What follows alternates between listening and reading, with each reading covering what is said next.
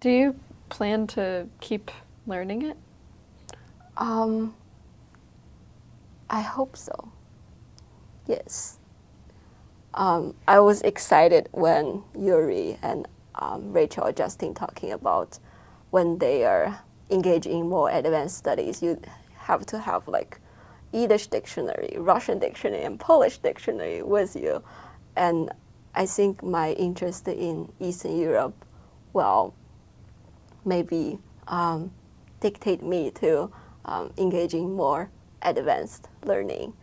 Um, so yeah, I heard about the other programs in Vilna, in Tel Aviv, and in different places in the summer program in book centers, and I think it's the opportunity is there, and I think